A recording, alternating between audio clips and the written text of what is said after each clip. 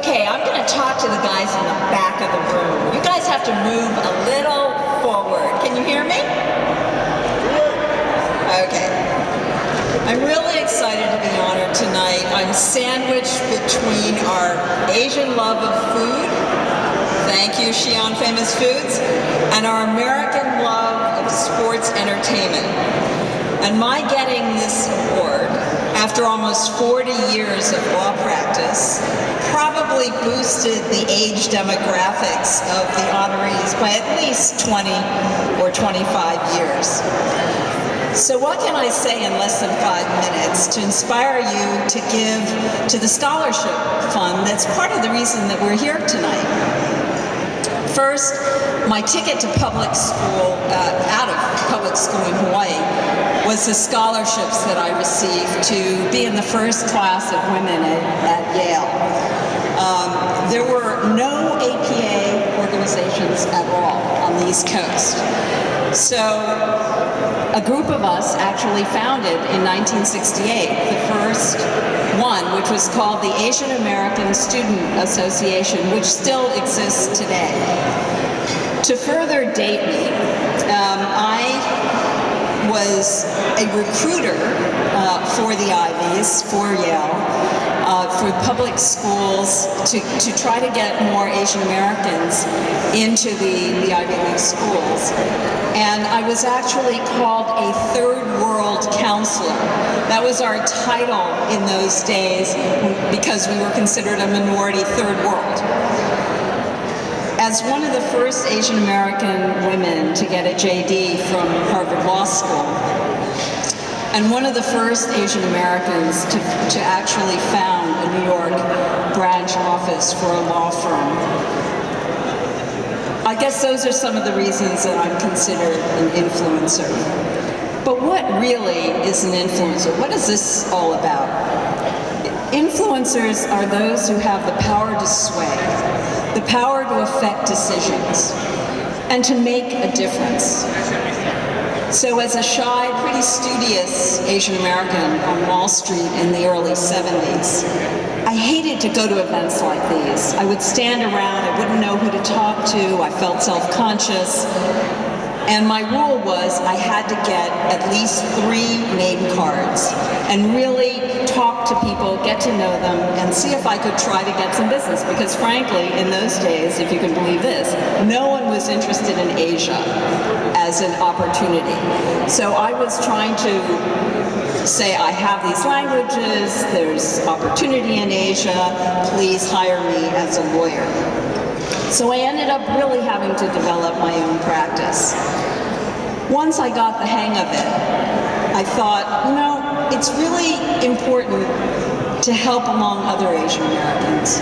So I decided to pay it forward. And from really early on, I started mentoring. So over these past 40 years, I've literally mentored thousands of young lawyers, finance people, entrepreneurs, not-for-profit organizers. And I think that in the course of doing that, I got so much more back than what I gave. It's really been a part of my sense of satisfaction in my career, my practice, and my place in the community. So I say to you all, when you've reached a point in your careers where you have an opportunity to pay it forward, please speak out. During the Chinese spy case, I don't know if you all remember the Wen-Ho Lee case, a group of us at the Committee of 100 went to every single major editorial board of newspapers and the media to say something is really wrong. There is discrimination going on here. Maybe he's a spy, maybe he isn't, but he needs a fair trial. And we asked them, and it included IMK and the group that went to these organizations, said, substitute the word Jew every time you put the word Chinese. Look at your reporting and tell us if you think it might be a little discriminatory. Those are the kinds of small steps that if you have some influence, you can really make a difference. We got a retraction from the New York Times, which is the first time they've ever given a retraction. I think that it's really important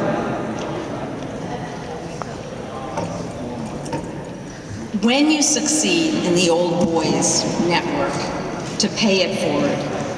Having a seat at the table is not good enough. You need to really use that seat at the table. An example, I'm a member of the Council on Foreign Relations. I'm on the membership committee. I am on the lookout for promising Asian Americans. We have really been excluded from a lot of these organizations in the past. So I think it's really important for you not to just sit in that seat, but actually proactively look out for promising Asian Americans. And it's not because you're being biased. It's because you are showing the good people who can actually make a difference that is not part necessarily of the Old Boys Network.